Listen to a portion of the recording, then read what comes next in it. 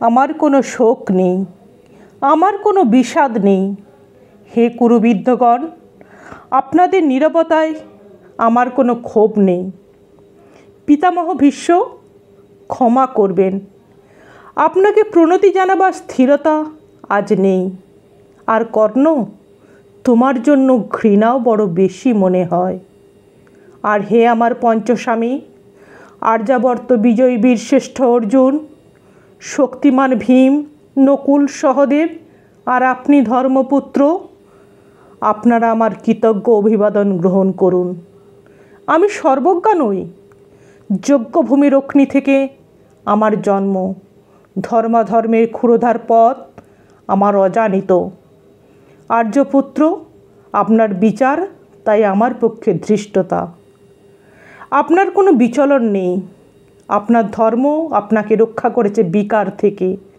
কৃতজ্ঞতা জানান সেই ধর্মকে। ভীমসেন, তোমাকে আমি ভালোবাসা দিইনি কখনো, তাই তা ফিরেও চাইনি। শুধু তোমাকে আমার জিজ্ঞাসা ছিল ফাল্গুনী, ঊর্ধ্বচারী মৎস্যের ছায়ালীন চোখের থেকেও দুর্লক্ষ কি দুর্যোধনের বুক? বলো সত্য করে। প্রেম নয়, শুধু পৌরুষের আস্ফালনই ছিল পাঞ্চালী বিজয়ের পটভূমি। কিন্তু মিথ্যা প্রশ্ন। আমি জানি তোমার কোনো উত্তর নেই, যেমন নেই কোনো ভালোবাসা।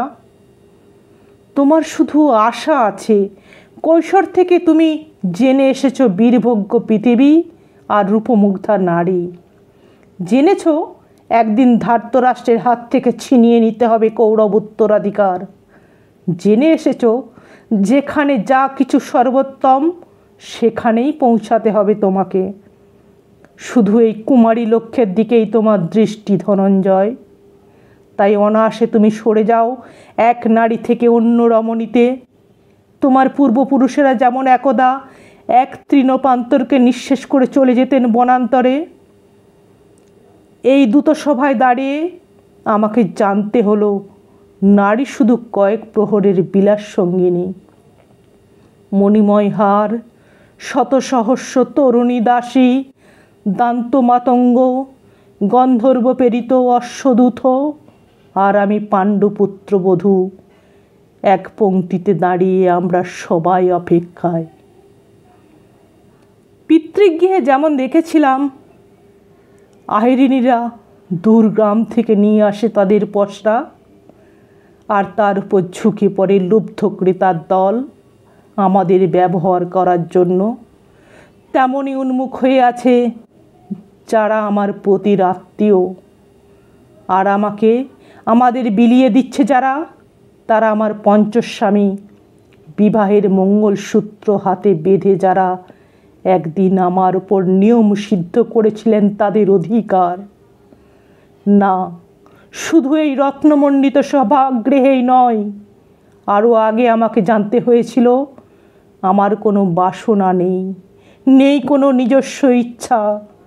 অর্জুন, প্রথম দেখার মুহূর্তে আমার হৃদয় দিয়েছিলাম তোমাকে, অথচ আমার শরীরকে প্রথম আলিঙ্গন করলেন ওই মহাভাগ, যার খ্যাতি ধর্মপুত্র বলে। ইন্দ্রপ্রস্থর সৌধ শিখরে যখন আছড়ে পড়ত নববর্ষার জলধারা, যখন আমার কামনা ছুতে চাইতো তোমাকে, আমার অনুৎসুক দেহকে তখন আকর্ষণ করত অন্য কেউ, যে আমার স্বামী। বসন্ত রজনীতে, কিংসুকের প্রমত্ত উল্লাস মুহূর্তে তোমার ব্যাকুল বাহু টেনে নিত আমাকে নয়, অন্য কোনো যুবতীকে। বারে বারে আমাকে সন্তানবতী করেছে পুরুষ, কিন্তু তারা প্রত্যেকেই আমার আকাঙ্ক্ষিত নয়। কোনো প্রার্থনা নেই আমার। কুরুবিদ্ধরা বিলাপ করুন। জ্যেষ্ঠ পাণ্ডব, প্রহর গুনুন কোনো পুণ্যলগ্নে ধর্মরাজ্য নেমে আসবে মাটিতে। ভীম, অনুগ্রহ করে স্তব্ধ হও। নকুল, সহদেব, বিচ্যুত হইও না অগ্রজের প্রতি অটল বিশ্বাসে। আর অর্জুন, অন্তঃপুরে যাও, সেখানে তোমার জন্য স্নিগ্ধ শরীর সাজিয়ে রেখেছে তোমার কোনো প্রেয়সী? শোক নয়, লজ্জা নয়, এই রাজগৃহে দাঁড়িয়ে আমি জানলাম প্রেম নয়, অধিকার নয়, নারী শুধু প্রয়োজনের। জানলাম এখানে কোনো ভেদ নেই ধর্মপ্রাণ যুধিষ্ঠির, শক্তিমান ভীম, প্রেমিক অর্জুন আর লোলুপ ধৃতরাষ্ট্রনন্দনদের মধ্যে। প্রতিকার চাইছি না, যা শুধু বিলাসের, সেই বস্ত্র ছিনিয়ে নেয় যদি কোনো দুঃশাসন, নিক, আমি কাঁদছি না।